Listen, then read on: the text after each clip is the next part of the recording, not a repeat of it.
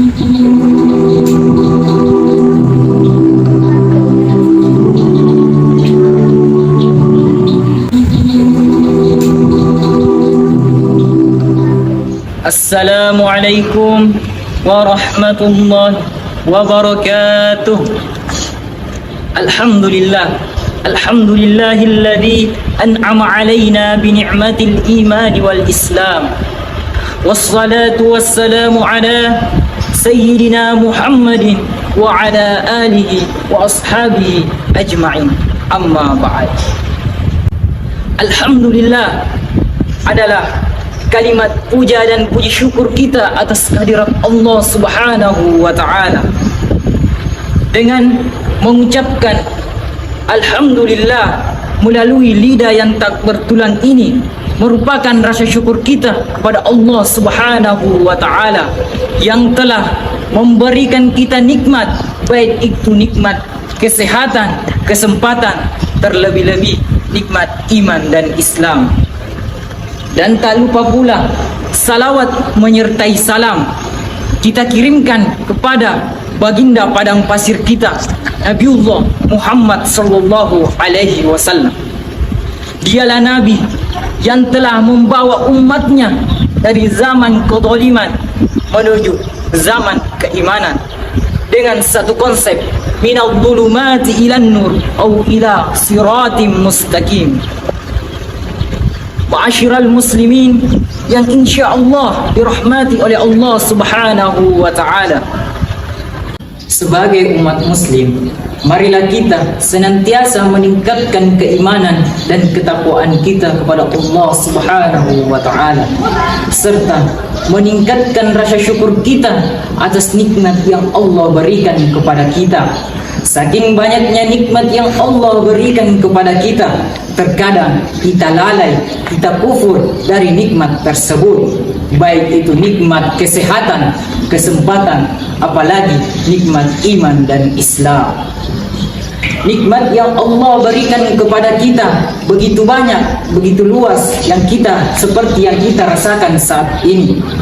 Nikmat Allah tidak dapat kita hitung satu persatu. Bahkan jika ada alat yang bisa menghitungnya, mungkin alat itu sudah rusak, hancur. Karena apa? Karena begitu banyaknya nikmat yang Allah berikan kepada kita, sehingga kita tidak dapat menghitungnya satu persatu. Sebagaimana telah dikatakan di dalam Al-Quran, Quran Surah Al-Nahl ayat 18 yang berbunyi, wa in ta'uddu ni'matallahi la tuhsuha innallaha laghafurur rahim. Wa in ta'uddu ni'matallah, dan apabila engkau ingin menghitung nikmatku, kata Allah, la tuhsuha, niscaya kamu tidak dapat menghitungnya. Innallaha laghafurur rahim, sesungguhnya Allah Maha benar lagi Maha penyayang.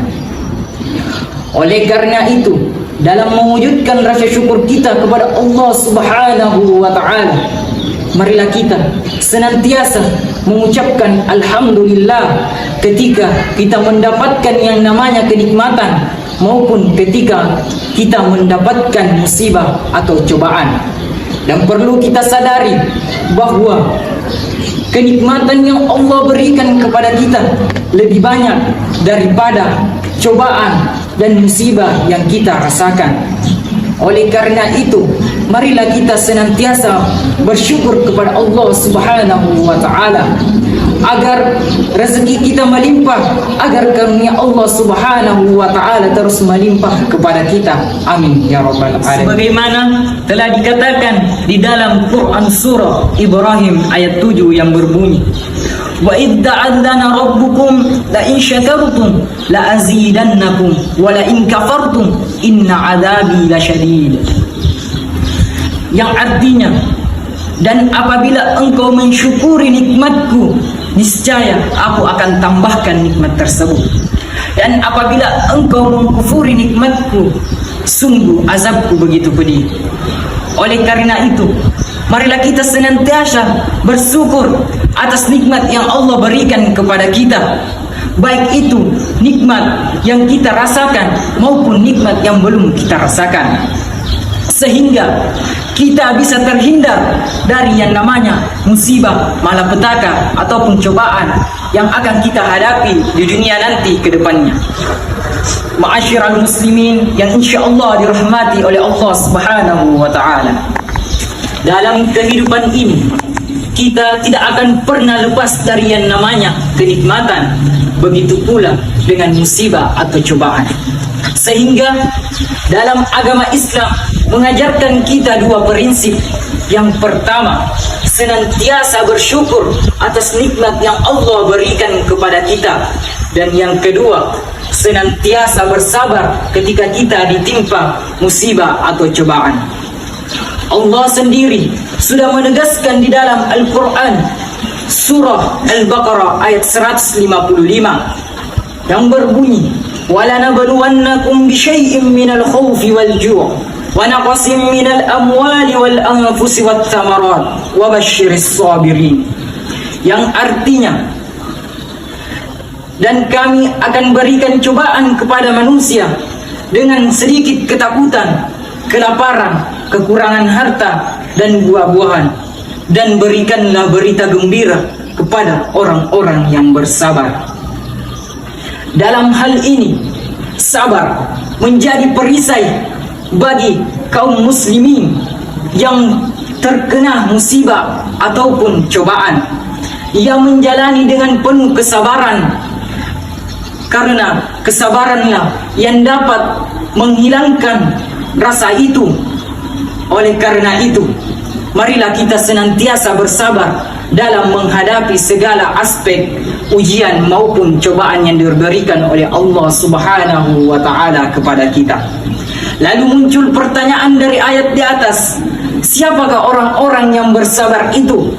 Dijelaskan di ayat selanjutnya yang berbunyi, alladzina idza asabatuhum musibah qalu inna lillahi wa inna ilaihi raji'un, yaitu orang-orang yang apabila mereka ditimpa musibah, mereka mengucapkan inna lillahi wa inna ilaihi raji'un. Sesungguhnya sesuatu yang berasal dari Allah Subhanahu wa taala, maka akan kembali kepada Allah Subhanahu wa taala. Ma'asyiral muslimin yang insyaallah dirahmati oleh Allah Subhanahu wa taala. Ujian dalam hidup akan menjadikan kita lebih kuat, lebih berpengalaman dalam menjalani kehidupan ke depannya nanti. Dijelaskan di dalam Al-Quran surah Al-Baqarah ayat 286 yang berbunyi, la yukallifullahu nafsan illa wus'aha laha ma kasabat wa 'alaiha maktasabat. Allah tidak akan membebani seseorang sesuai dengan batas kemampuannya.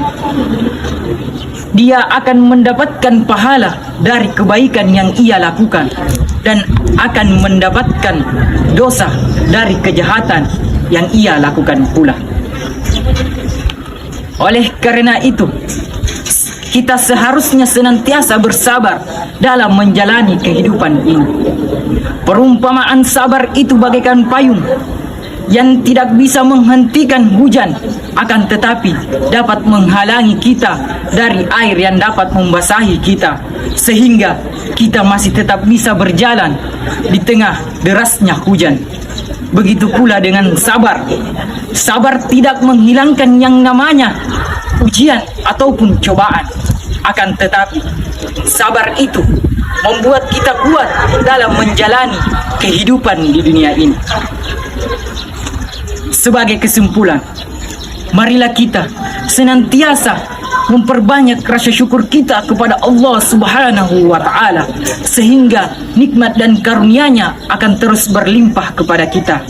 Dan kita selalu bersabar ketika mendapat ujian maupun cobaan dari Allah Subhanahu wa taala, sebab karunia-Nya lebih besar daripada ujian ataupun cobaan yang kita rasakan sekarang. Dan semoga kita semua menjadi umat yang bertakwa kepada Allah Subhanahu wa taala dan menjadi umat yang selalu diridhai oleh Allah Subhanahu wa taala. Wabillahi taufiq wa da'wat wal irsyad. Thumma assalamu alaikum warahmatullahi wabarakatuh.